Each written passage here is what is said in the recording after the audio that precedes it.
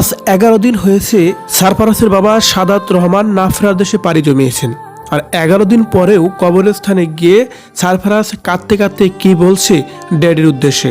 Viewers, যা শুনলে যেন আপনি সত্যিই অবাক হবেন।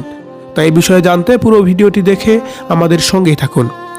সাদাত রহমান নাফেরার দেশে পাড়ি জমিয়েছেন আজকে 11 দিন হয়ে গেল। আর এই 11 দিনেও অনেক বেশি কষ্টের মধ্যে দিন পার করছে রুবায়েত ফাতেমা তনি। সেই সাথে সারফারাজও কিন্তু ভিন্নভাবেই অনেক বেশি কষ্টে আছে। তার কারণ তার বাবার সাথে যেন কোনোভাবেই তিনি সময় কাটাতে পারছেন না। সারফারাজ সবসময় ড্যাডিকে মনে করছেন এবং কি মাকেও প্রশ্ন করছেন, বাবা আসছে না কেন এখনো, বাবা কবে আসবে, সুস্থ হবে কবে। নানা প্রশ্নই কিন্তু সারফারাজ করে যাচ্ছে। তবে আজকে দেখা গেল ভিন্ন চিত্র। সারফারাজকে সাথে নিয়ে রুবায়েত ফাতেমা তনি কবরস্থানে গিয়েছেন আজকে বিকালে।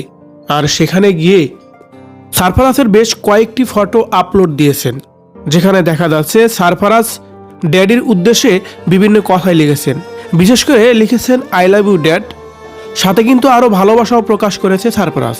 আর এমন দৃশ্য দেখে যেন রীতিমতোই অবাক হয়েছে। অবাক হয়ে তনি তার ফেসবুকে লিখেছেন, আজকে কবরস্থানে যাওয়ার পরে হঠাৎ সারফারাজ তার পকেট থেকে একটা কাগজ বের করলো। আমি জিজ্ঞেস করলাম এটা কি।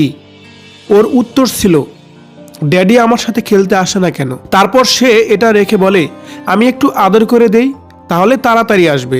সারফারাজ মনে করে আল্লাহ খুব শীঘ্রই ওর ড্যাডিকে সুস্থ করে ওর কাছে পাঠিয়ে দেবে।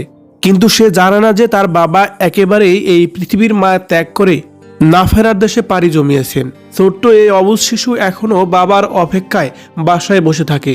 সত্যিই এমন কথা ভাবতে যেন রুবায়েত ফাতেমা তনি কান্নায় ভেঙে পড়ে।